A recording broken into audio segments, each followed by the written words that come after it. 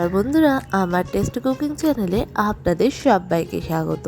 আজকে আমি যে রেসিপিটা নিয়ে এসেছি, এই রেসিপিটা খুবই সহজ সরল একটি সাউথ ইন্ডিয়ান রেসিপি।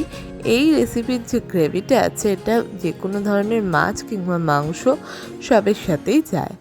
এই গ্রেভিটা অসাধারণ সুন্দর একটা স্বাদ হয়, আর যদি তার সাথে হয় চিংড়ি মাছ, তাহলে তো স্বাদ আরও ভালোভাবে জমে যায়।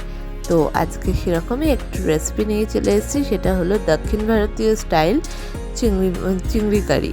এর জন্য আমি এখানে 150 গ্রাম মতো চিংড়ি মাছ নিয়ে সেটাকে ভালো করে ধুয়ে পরিষ্কার করে খোসা ছাড়িয়ে রেখে দিয়েছি। দেখে নিন, এই রকম করে কিন্তু ধুয়ে নিতে হবে। এরপর একটা মশলা বানিয়ে নেওয়ার জন্য এখানে একটা মিক্সিং জার নিয়ে সেখানে 4 টুকরো পেঁয়াজ আর দুটো মতো একটা টমেটোকে হাফ করে, আর কয়েকটা রসুনের কোয়া, একটু পরিমাণ মতো তেল, আর এখানে শুকনো লঙ্কার জায়গায় আমি দিয়ে দিয়েছি হলো পাকা লঙ্কা, আর দিয়ে দিয়েছি একটু জল, যাতে মশলাটা ভালো পেস্ট হয়ে যায় স্মুথভাবে। পেস্ট হয়ে গেছে। আমি গরম মশলা দিতে ভুলে গেছিলাম, তাই গরম মশলাটা দিয়ে আবারও একটু পেস্ট করে নিলাম। এরপর এর মধ্যে দিয়ে দিলাম, এরপর একটা কড়াই নিয়ে তার মধ্যে দিয়ে দিলাম কিছুটা সর্ষের তেল। সর্ষের তেল গরম হয়ে গেলে গোটা জিরে আর দিয়ে দিলাম কারি পাতা দিয়ে ভালো করে নাড়াচাড়া করে তেলের মধ্যে এই ফ্লেভারটা যাতে ঢুকে যায় ওই জন্য ভেজে নিলাম। তো ফ্লেভার ঢুকে গেছে। এবার যে বাটা মশলাটা করে নিয়েছিলাম, সেই বাটা মশলাটা এর মধ্যে দিয়ে দিলাম।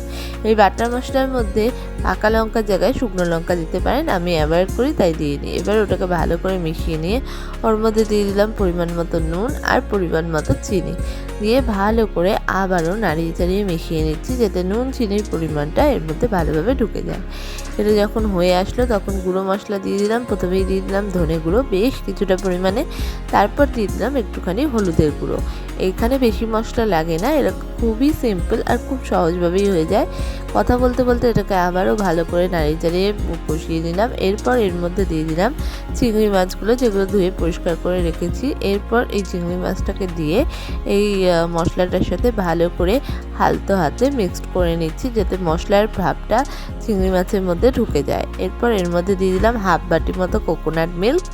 এই কোকোনাট মিল্কটাই হলো এই গ্রেভির আসল টেস্ট। এবার এটা দিয়ে ভালো করে নাড়িয়ে চাড়িয়ে এটাকে মিশিয়ে নিচ্ছি।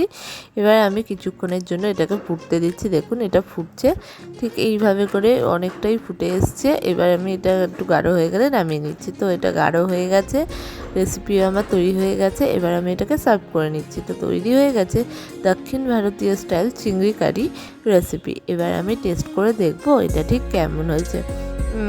এটা জাস্ট ইয়াম হয়েছে। এই রেসিপিটা পোলাও, ভাত, রুটি, নান সবের সাথেই একেবারে জমে যায়। এই রকমই ভালো ভালো রেসিপি দেখতে অবশ্যই আমাদের চ্যানেলটাকে সাবস্ক্রাইব করে পাশে থাকা বেল আইকনটাকে প্রেস করতে ভুলবেন না। আর প্রচুর প্রচুর প্রচুর প্রচুর সাবস্ক্রাইব করবেন, সাপোর্ট করবেন, লাইক করবেন, কমেন্টস করবেন, তবেই তো ভালো ভালো রেসিপি নিয়ে আসতে পারবো।